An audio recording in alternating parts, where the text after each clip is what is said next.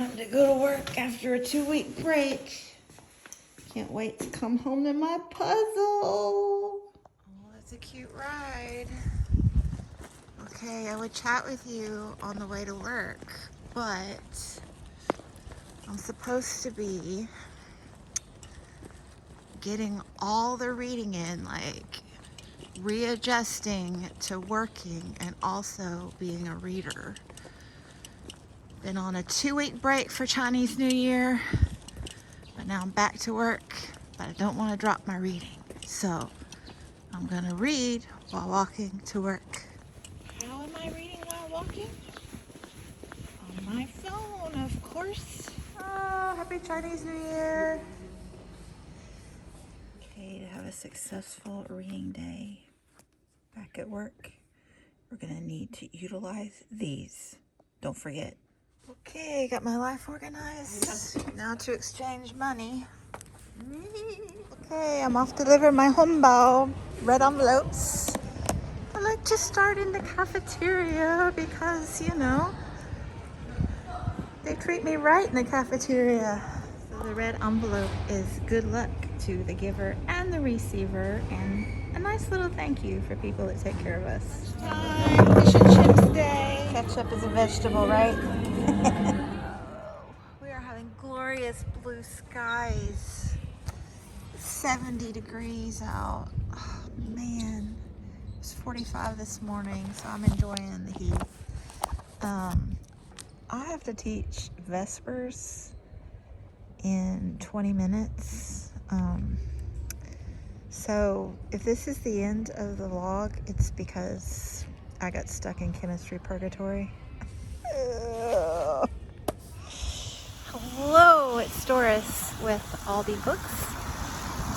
So I got out of work a tiny bit early, which is very uncharacteristic for me. Celebrating. So it's the first Monday back after Chinese New Year, 2-week break for me. And I had great reading vacation. Finished 10 books in January, and I've already finished 4 in February. So I'm very, very pleased with that. And I want to keep it going. So what usually happens is I get a lot read on the breaks or the weekends, and then once work starts, all of a sudden it's Friday again and I haven't read hardly at all, if any. So I want to try to change that this year. I want to get in a habitual groove.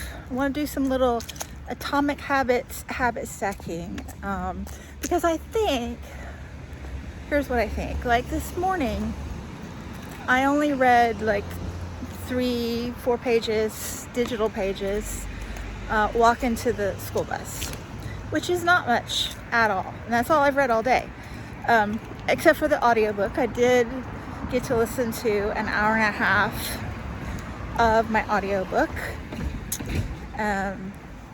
which is great, you know, while I was doing data entry or whatever.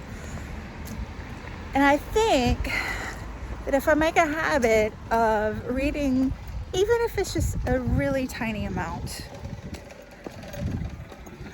when I have the opportunity, that'll keep me in the habit. So habit stacking, if I read my digital book walking to the school bus every morning, that'll keep me in the habit of reading it. And if I remember to take out my earbuds and put them on in the morning when I have my first opportunity, that'll get me in the habit of listening to the audiobook. Because sometimes I have time to listen to an audiobook and I just don't remember to do it, because I just get all caught up in whatever I'm doing. Anyway, so working on getting in the habit of reading when I have the opportunity this week. So I got a chart. I'll show you my chart later. And yeah, so this is the tail end of mid-month book bash. I didn't vlog. I didn't vlog any because I've been busy. I've been busy reading. What? But I thought I would vlog today to help me get in the habit. So stay tuned to see how it goes for me. I'm hoping, well, I'll tell you later when I get home. I'm gonna listen to my audiobook now.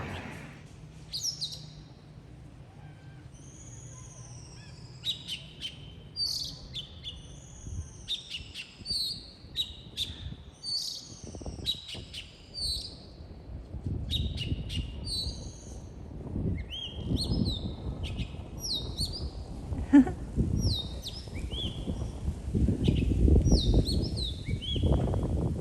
cute.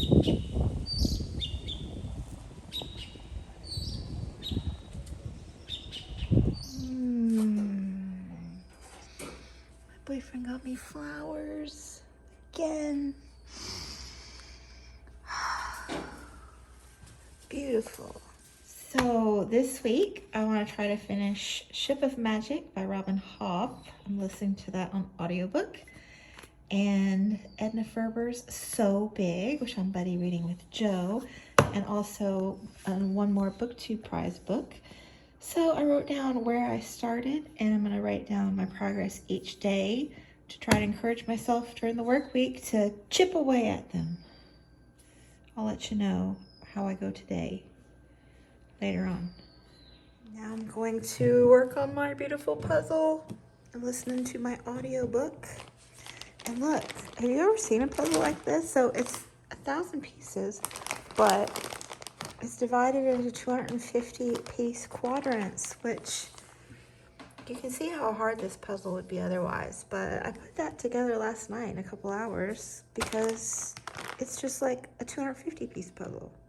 So cool. Oh, I did it. Oh, so cute. I want to do another one. It's addicting. Hello. So it is Tuesday morning and I can report that I have had a tremendous mid-month book bash. I got so much reading done. It felt great. Most of that was due to the fact that it was the tail end of a 2-week break and I just had a lot of time to relax and read. But I think the thing I'm most excited about is that I started back to work well with my reading. Yes, I think I'm on to something with this habit building, because just the few little pages in the morning on the walk to the bus sets the tone for the day, I think. Also, so I got about 3 hours of Ship of Magic, my audiobook. And I got a chapter read in my BookTube prize and my other book that I'll talk about in a minute. But I am entering my puzzling era. 2024 is the year of the jigsaw puzzle. I have always loved jigsaw puzzles. But I don't know. I don't let myself do them very often because it just feels like a special thing, or not a special thing, but like I don't have time for that because I don't know. I just get roped up in this productivity thing and like our puzzle's productive, but they give me a real like serotonin boost, like the completion of them. Like every little piece I put in is just like, it does this thing for my brain. So I'm just gonna lean into it this year. I've ordered 3 off Taobao, and so there'll probably be a puzzle haul in my, catch up this weekend. Anyway, really enjoying the audiobook now. I'm invested. So Big by Edna Ferber.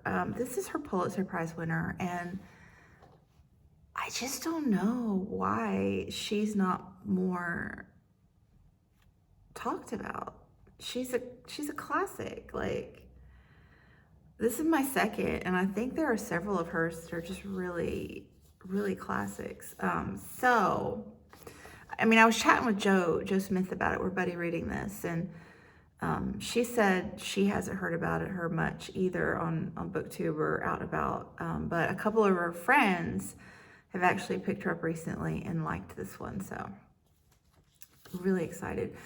I'm curious though. I'm about, I think, 150 pages in, and we're still talking about the mother's life. The little boy has been born. He's, I think, 8, where I am now.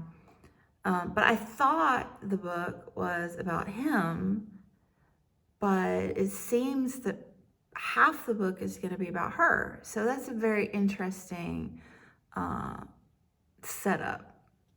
So I'm curious to see how she builds that. But yeah, it's like big city girl. Her dad was a bit of a gambler. Well, I mean, that was his job. And her mother passed away when she was young. So her dad raised her, but he kind of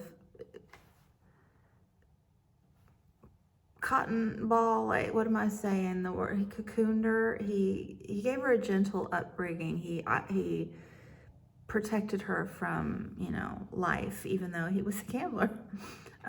Raised her in a boarding school. Well, not a boarding school, but, a little girls' school. And then he dies suddenly, and she ends up moving to rural area outside of Chicago, brutally cold, and teaching there in a little one-room schoolhouse.